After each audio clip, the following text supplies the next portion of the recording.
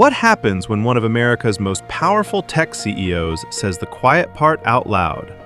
That our society shows selective empathy and silently ignores the struggles of working-class Americans. Decisions when we began talking and knowing each other 10 years ago. Hopefully I'm annoying you as much as 10 years ago, or more.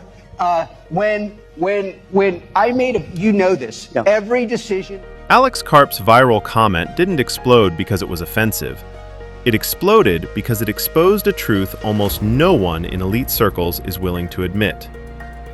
Behind the noise lies a deeper story about class, culture, and who America chooses to care about and who it doesn't.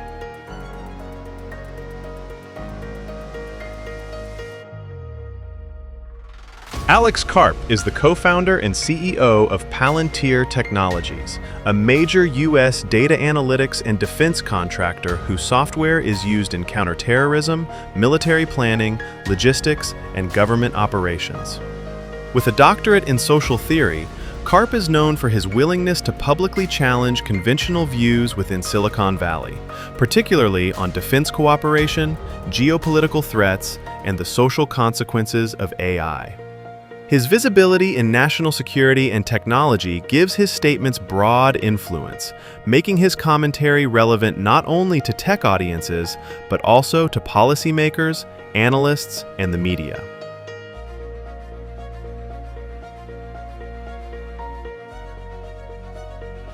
Karp argued that American society tends to show more empathy towards some groups than others, and that economic difficulties faced by working-class white Americans often receive limited recognition in national discourse.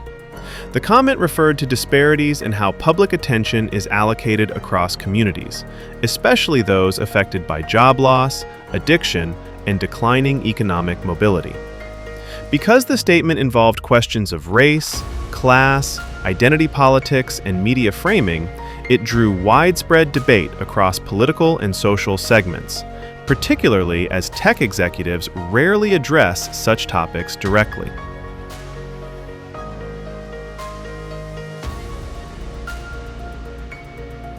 The economic challenges Karp referenced are well documented. Working-class communities across the U.S. have experienced stagnant wage growth, declines in manufacturing employment, and increased vulnerability to automation. These trends correlate with rising deaths of despair, including drug overdoses, suicide, and alcohol-related mortality, which public health researchers link to long-term economic insecurity and reduced social mobility. Karp's critique highlights how discussions of national hardship often focus on identity categories while overlooking broader class-based problems that affect multiple demographic groups, contributing to political polarization and social fragmentation.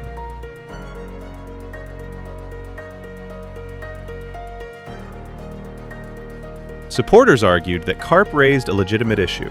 Economic distress in working-class communities has been a significant factor in shifting political behavior, declining trust in institutions, and increased social isolation. They contend that acknowledging these challenges is necessary for developing effective policy responses. Critics, however, warned that his framing may oversimplify complex disparities facing other marginalized groups or risk reinforcing cultural grievances. Neutral analysts noted that while empathy gaps do exist, they require careful and data-driven examination to fully understand how economic, social, and cultural forces shape them.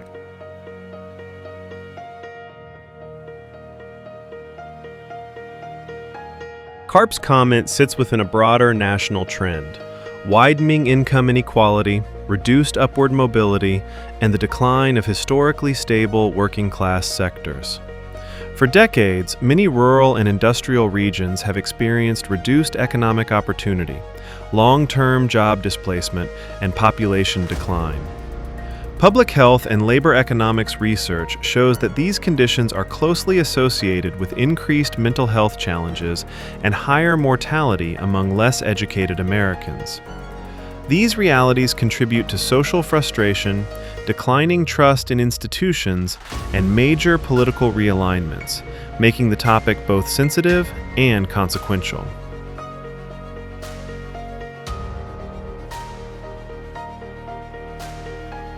As the leader of a company deeply involved in defense, public safety analytics, and critical infrastructure, Karp has insight into national trends surrounding economic stress, workforce transitions, and community vulnerability.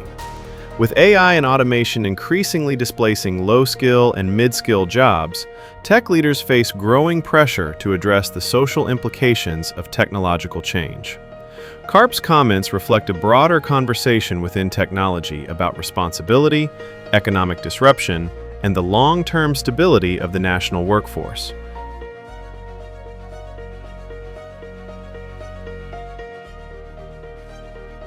Karp's statement adds momentum to an ongoing shift in national dialogue, a move toward examining class-based economic challenges more directly, rather than viewing social issues strictly through identity-based frameworks. It raises questions about how policymakers, corporations, and cultural institutions should respond to communities experiencing long-term economic decline.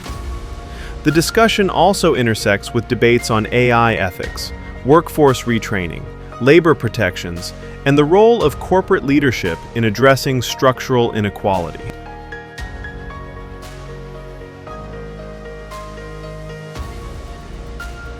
Karp's remark underscores a reality shaping U.S. politics and society.